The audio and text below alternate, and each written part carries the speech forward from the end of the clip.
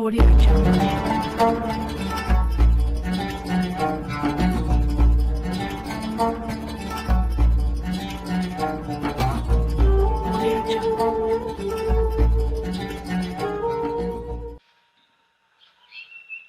أعوذ بالله من الشيطان الرجيم.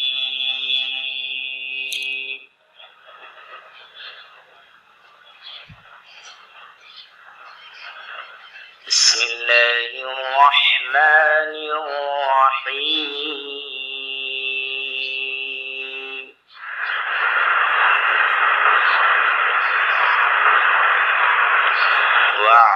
واعلموا أن فيكم رسول الله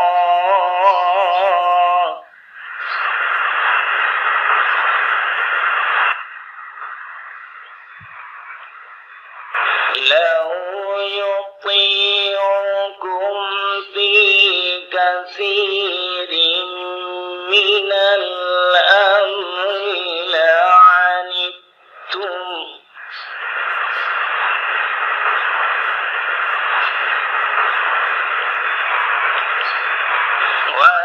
ولكن الله حبب إليكم الإيمان وزينه في قلوبكم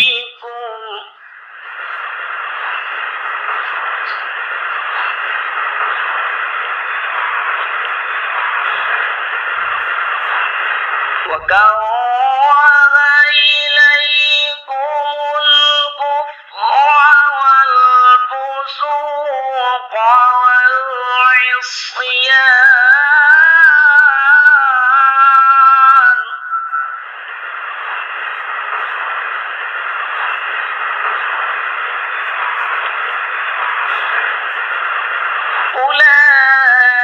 أولئك هم الراشدون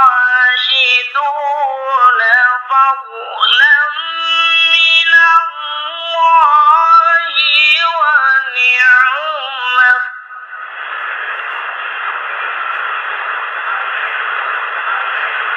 والله عليم حكيم.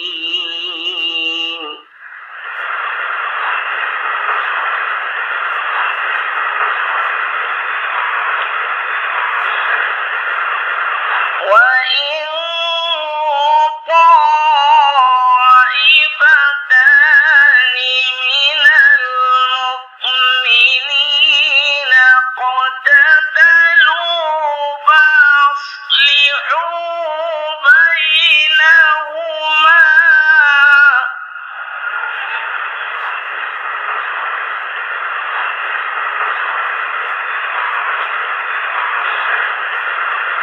فإن بغت إحداهما على الأخرى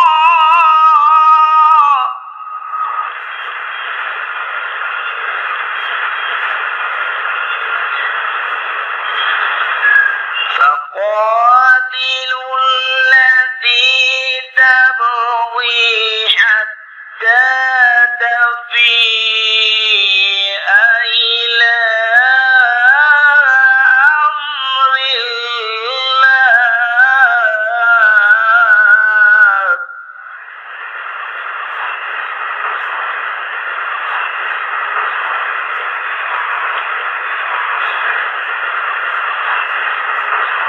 فإن فات فأصلحوا بينهما بالعدل وأقسطوا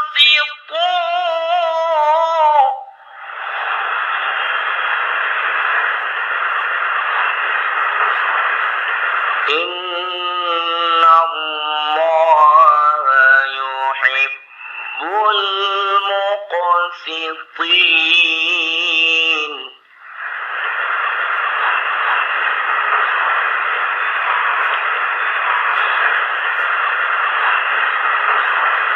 إنما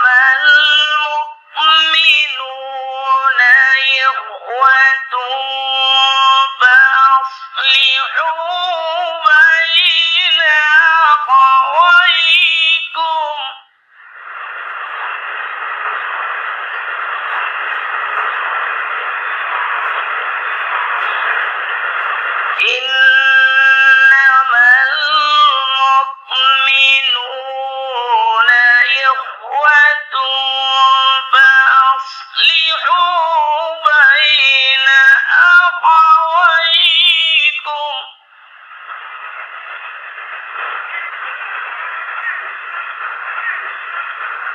واتقوا الله لعلكم ترحمون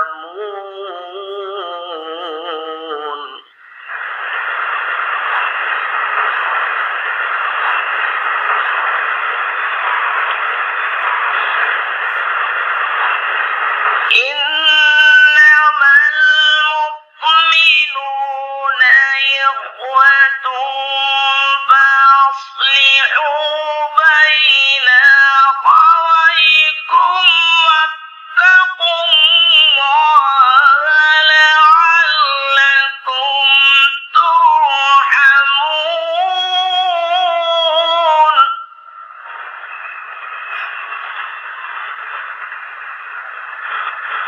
واتقوا الله لعلكم ترحمون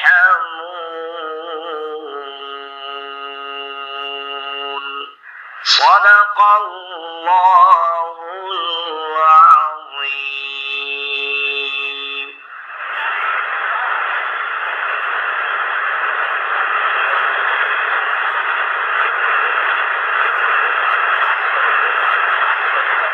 جزاک اللہ قاری صاحب، آپ نے سورہ حجرات سورہ نمبر 49 7 سے 10 تک کی آیتیں تلاوت کی ہیں۔ آئیے ہم ان آیتوں کا ترجمہ سنتے ہیں۔